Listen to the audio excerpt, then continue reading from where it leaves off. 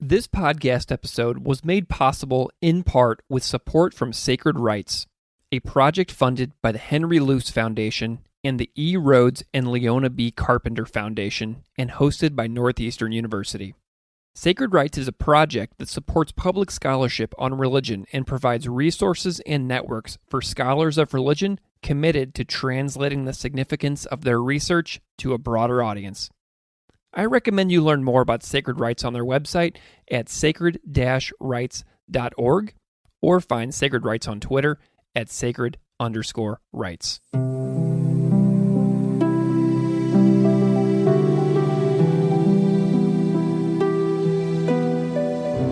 You are listening to Classical Ideas. This is Greg Soden. On this episode, I am delighted to welcome Emma Thompson to the show. Emma Thompson is a PhD candidate in the Islam subfield of the Department of Religion at Princeton University. They are also pursuing a graduate certificate from the program in Gender and Sexuality Studies. Their work focuses on Islam in South Asia, along with Islam, gender, and sexuality. Their research draws on anthropological fieldwork and social media archives to examine how queer activists in northern India navigate religion and secularism, especially situated within the context of rising Hindu nationalism. This is exactly the topic of conversation for this episode, where we discuss the current writing project currently titled What Does It Mean to Be Muslim? Navigating Queer Muslimness, Racialization, and Religious Authority, which discusses the Queer Muslim Project based out of Delhi. Please enjoy my conversation with Emma Thompson. Emma Thompson, welcome to Classical Ideas. Hi, it's great to be here. Emma, I'm wondering if we could start off by having you just introduce yourself a little bit to the audience out there so they know a little bit about who you are and what you do.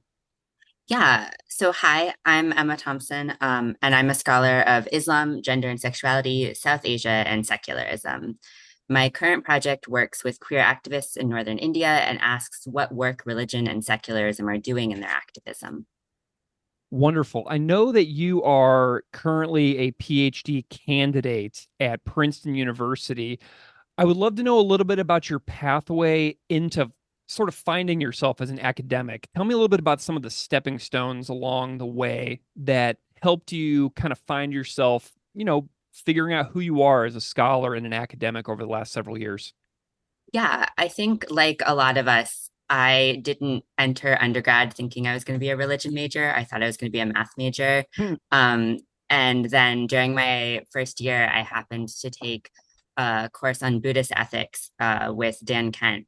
And I loved it and I was hooked and I started taking more religion classes and quickly became a religion major and realized that this is what I wanted to do.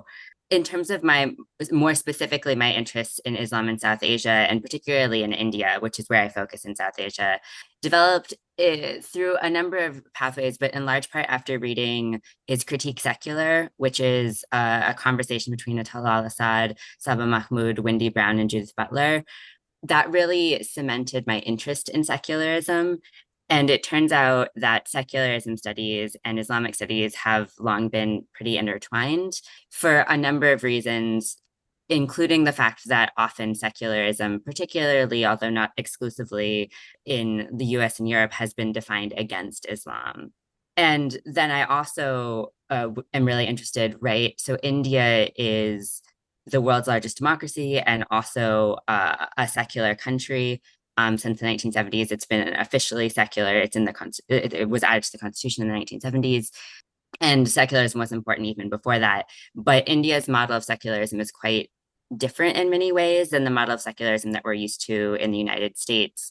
And so I was really interested in thinking about, okay, what can we learn from sort of other models of secularism? And then I myself am queer, and that was always something that I was interested in. And so it was natural when I was looking for a community that I felt like I was going to be comfortable talking to and that they were going to be comfortable talking to me. The queer community just seemed like a good fit for that. Side question, did you still retain your interest in mathematics throughout all this process?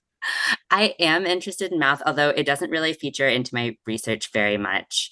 But I ended up, so I kept a math minor and then it's something that I'm still interested in, although I'm much rustier now than I was back in undergrad. But So let's dive into one of your projects. You sent me over an essay. What does it mean to be Muslim? Navigating queer Muslimness, racialization, and religious authority. The project is about the Queer Muslim Project based out of Delhi. And I'm wondering about your origin of interest in finding this group and where the basis of this project began for you. so I first became aware of the Queer Muslim Project in part because they're one of the few explicitly religious LGBTQ organizations in India.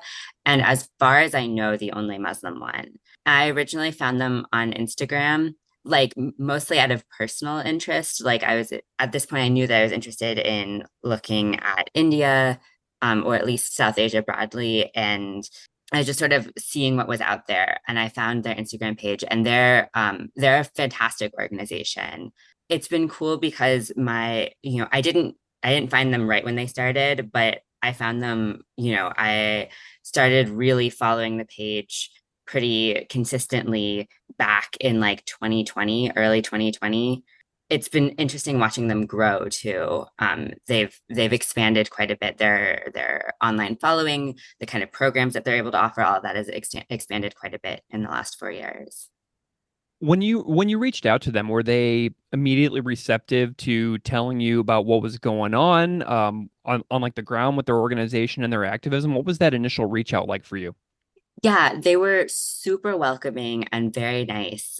So my larger project, the Queer Muslim Project, is one of the organizations I look at the larger project, and it is true that one of the things, and this is something that I talk about a little bit in the piece. One of the things about their approach is that they have sort of two aspects to the organization. One is a very public facing, right? All of the work that they do on social media, and then they also do some work that happens in more closed spaces. And for reasons that are totally understandable, they were like less sure about having me in some of those closed spaces because I myself I'm not Muslim, especially given the current situation in India. It makes sense that really having a safe space for Muslims, for queer Muslims to come and talk to each other is something that's important to them. But they were really friendly with their time, and answering questions and pointing me to resources and all of that. They were amazing. You just mentioned the current situation in India. Can you elaborate a little bit on that?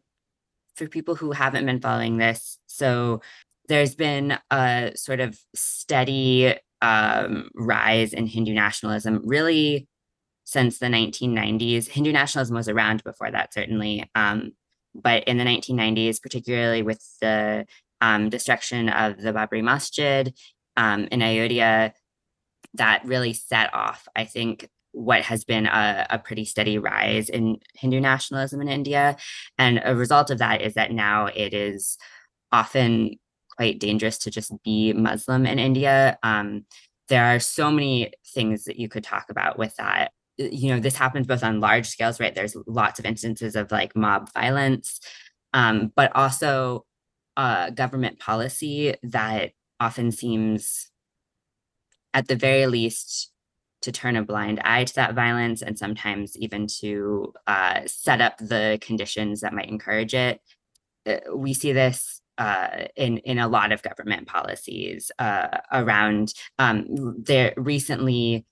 The BJP, the ruling party in India, has been using what some people are calling like bulldozer politics, right? So destroying houses of particularly poor Muslims who they say are living somewhere that they're not authorized to be.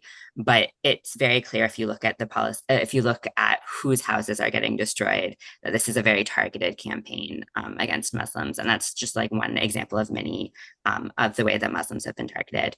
It's also important to note that it's not just Muslims. Muslims, I think, are the most direct target of Hindu nationalism, but they're not the only target. We also see that these policies impacting like Dalits, for example, people who belong to the like legal term in India is scheduled castes and scheduled tribes. We see this impacting just dissidents in general. It's become harder to there's been more crackdown on journalism. There's been more control of the media. this is obviously something that comes up a lot around Kashmir. There's sort of a broad shift that we've seen over the past 2.5 decades Yeah. towards a less friendly environment. And it's super hard to talk about and boil down such big issues in such a small period of time. So, like, obviously, I would encourage any listeners out there to continue to follow those stories as they break on their own, in their own time, too. Let's come back to TQMP. What are their goals and what are they doing, like, on a day-to-day basis with regards to, the Queer Muslim Project in Delhi? What are they doing as, like, an activist group and organization?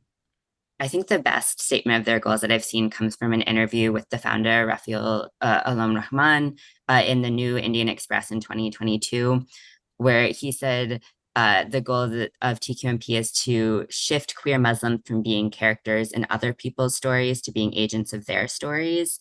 And I think that really captures one of the main tools that the Queer Muslim Project uses, which is really a focus on storytelling, letting people tell their own stories, retelling stories from history that get lost or overlooked, and really trying to change the narrative around really just the presence of queer Muslims, really trying to show that queer Muslims exist globally, that there are lots of different ways of being a queer Muslim, and that queer Muslims have existed throughout history as well. In the piece, you write about the identity-based model of Muslimness and the question of morality versus the question of visibility. And I'm wondering if you can like just elaborate on this a little bit for listeners, because I found that a really compelling part of the article. And I just think that it's worth like explaining a little bit verbally for listeners out there because I thought it was really pretty cool. What I'm trying to do when I talk about the identity based model of Muslimness is trying to parse out what seems to be a repeated representation of Muslimness as a cultural identity that is more expansive than what we might generally consider falling under Islam as a religion. What this means is that you see examples of people identifying as Muslim who specifically say they're Muslim but not religious, and that TQMP has highlighted. You also see people who are highlighting things that we might more traditionally associate with religion as part of this. But it seems as though the sort of broad category of Muslimness that the Queer Muslim Project is working with is one that's more about something that is passed down culturally and through families, and is something that in some ways is inescapable, and not that necessarily everyone is people want to escape it, but that it's something that's not necessarily an active choice that people are making. And I think that that's tied to this idea of the question of morality versus the question of visibility, because I think that when the Queer Muslim Project adopts this sort of approach to Muslimness, which has some real advantages, right? It means that they get to have a much more expansive idea of who counts as Muslim, and talk therefore to a lot more people. It also means that they don't do as much engagement with sort of theological questions, for example. They're much more interested in asking, what does it look like to be a queer Muslim? Are there queer Muslims? How have queer Muslims been represented? And a lot less interested in asking sort of the kind of questions about like, should Muslims be queer? And I want to be clear that based off of conversations I've had, these discussions are happening, but they're not happening on social media. And I think that it makes a lot of sense as a strategic decision for them, because one of the things about being a queer Muslim group, and particularly a queer Muslim group in India, but a queer Muslim group in India that's also has a global platform, is that they're facing a lot of different groups of people who are in opposition to them.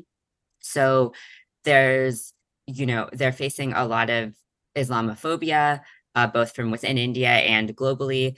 They're also obviously facing queer phobia. Those two, and sometimes they're facing both of those things together, but sometimes Mm-hmm. they're facing those things where either they'll have Muslims who are telling them, no, like you can't be queer, or they'll have other queer people who are saying, no, you can't possibly be queer and Muslim at the same time. And Yeah. so I think that they're really trying to say, yes, we can, and we can because we are. And I think that that's a really powerful move, but it does mean that there are other conversations that they're not participating in, or at least not participating in publicly. So, your research, where you are tracking online social media within your research to track activism activities and more, I presume, as well. I'm wondering a little bit about how you operate as the researcher and maybe what you do on like a day-to-day basis. Um, and maybe also what's hard about being a researcher who's tracking online social media activities for groups like these. This is something that honestly has been evolving over the course of my research. As I've been reading more about what other people do in tracking social media, right? It's still a fairly new field in academia in general, just because social media is still fairly new. Um, Really, a lot of what I do is screenshotting posts just every day, right? Especially because a lot of my work focuses on Instagram, because that's where the Queer Muslim Project and other activist groups are most active. One of the features of Instagram, right, is you have Instagram stories, which disappear. Yeah. And so it means that I really have to be consistent about every day checking, screenshotting. I have this huge like database of screenshots. The other things that I think have been helpful, if this is something that like people are interested in looking at, is the Internet Archive and the Wayback Machine are amazing, and a good way to make sure that things on the internet, which are often very temporary, are saved somewhere, so that, right, because I certainly early in my research had some experiences where I was like, oh, this is great, got the citation, got the quote, went back a couple of months later and was like, this no longer exists. And so I learned very quickly that it was very important that I save everything, that I make sure that I have a record of everything. And part of that is screenshotting, but also the Internet Archive is a great tool for that. What do you see social media doing really well in the context of your work for groups like the Queer Muslim Project? Yeah, I think that social media really allows groups like the Queer Muslim Project to connect people across the world. And obviously, one of the things that I think about a little bit, not as much in the paper that you read, but more broadly, is the way that language is functioning. So the Queer Muslim Project mostly posts in English, which both allows them to reach sort of a global audience, but also means that there are people within India that they're not reaching. But that sort of global audience really has allowed them to make a lot of connections. And a lot of the programs that they run now, they've been able to make connections with other organizations. For example, there's a project they run now, Language is a Queer Thing, that brings together writers from different parts of South Asia and also from the UK, and like really creates these international bonds. And I think that that was possible because they were already able to create some of those bonds and lay that groundwork because of social media, because of the sort of global reach. Social media also allows people to tell their own stories without necessarily having to come out, right? There's a room for some level of anonymity. It creates space for people who might otherwise not be comfortable having, speaking in person, for example, or being in a newspaper, to still be able to tell their stories. Excellent.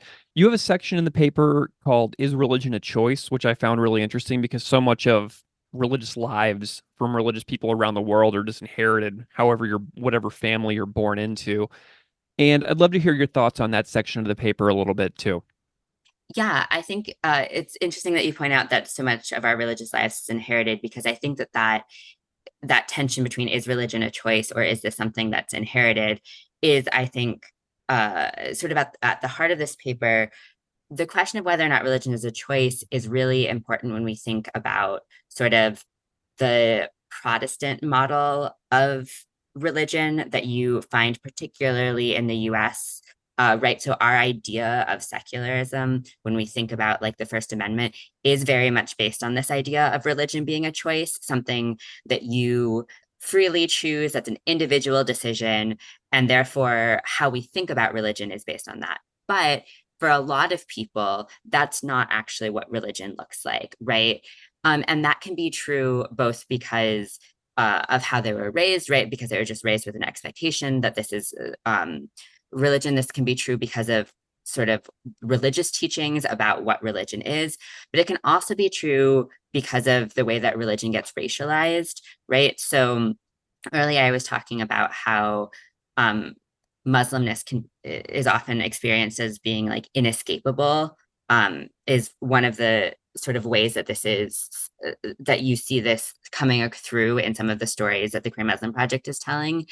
And by inescapable, I mean people talk about how they know that they're Muslim because other people tell them that they're Muslim. Mm. Um, and other people tell them that they're Muslim because of their name, because of their family, because of practices like cultural practices that they don't necessarily see as attached to Islam, but other people do. Right? Like things like eating meat.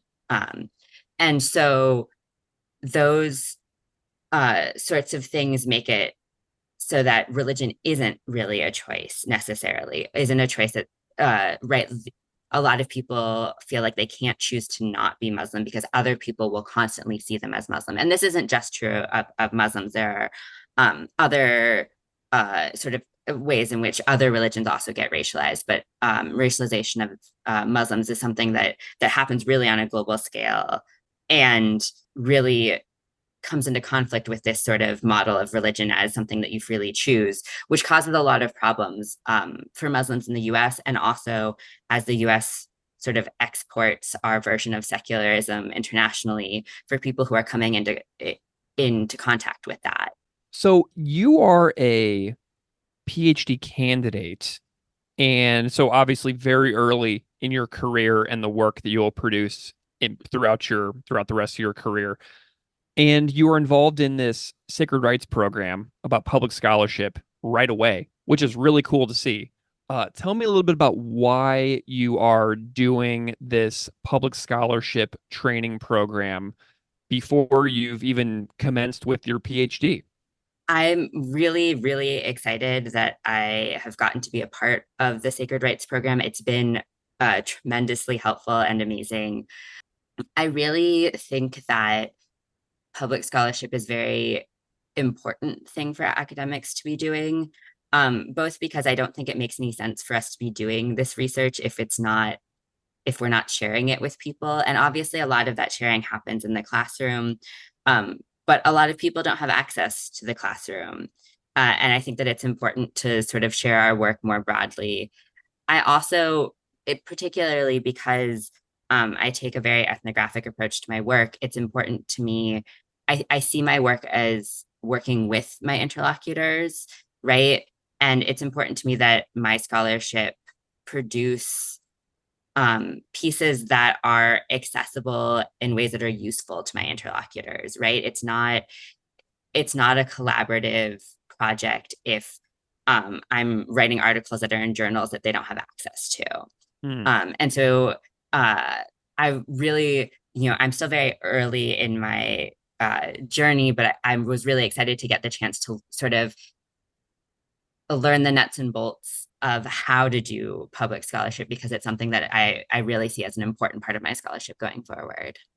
Excellent. Well, you're on this podcast, so this is an example of doing that kind of work. What are some of your other goals in the public scholarship realm?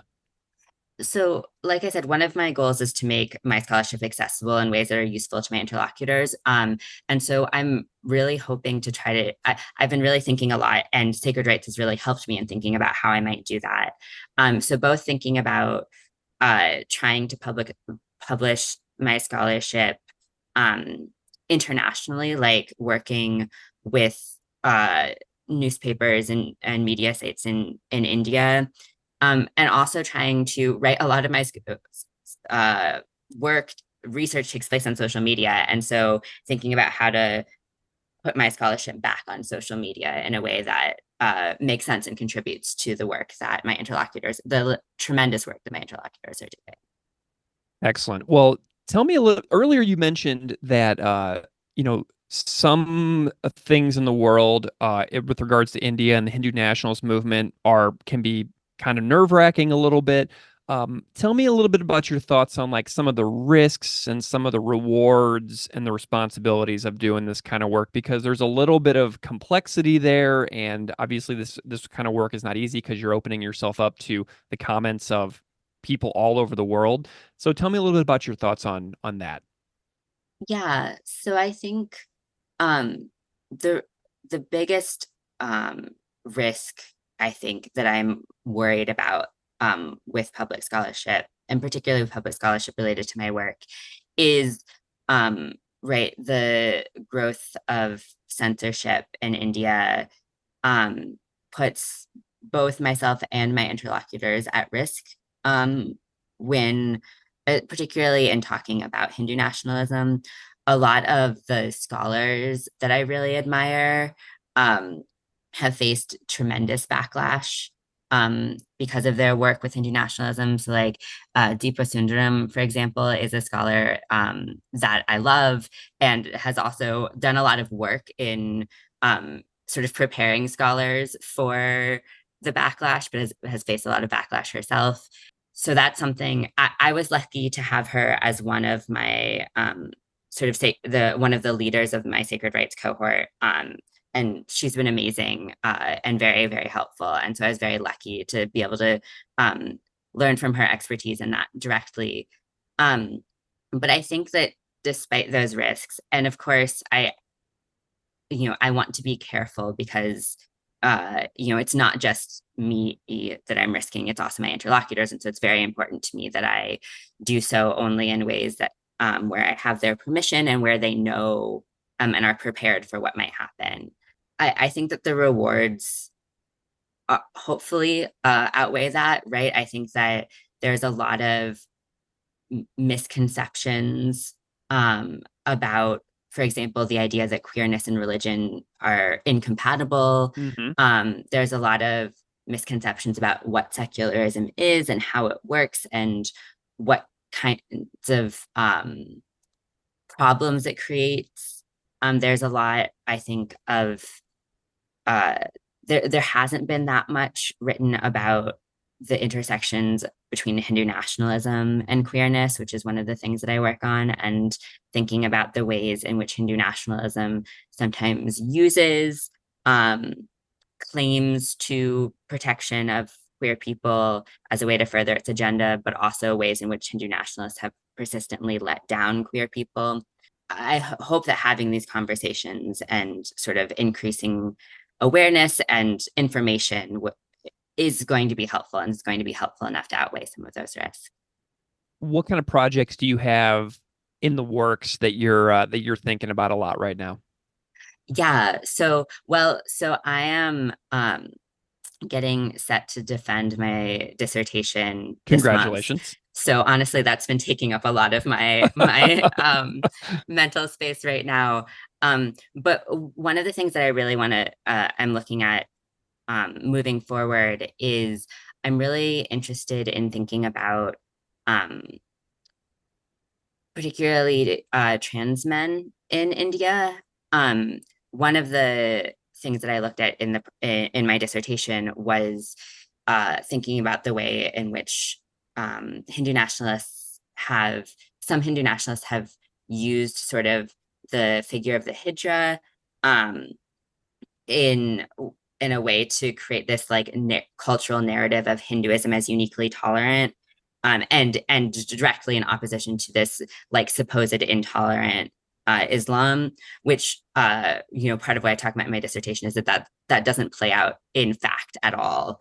But one of the things that I'm interested in looking at moving forward is the ways in which this sort of focus on hijras as sort of the imagined um, figure of what trans people in general are, right? And it's important to note that not all hijras would describe themselves as transgender, but the government certainly is thinking about transgender and hijra often in ways that conflate the two of them, even where legal definitions make it clear that transgender is not just hijra and that there's a distinction.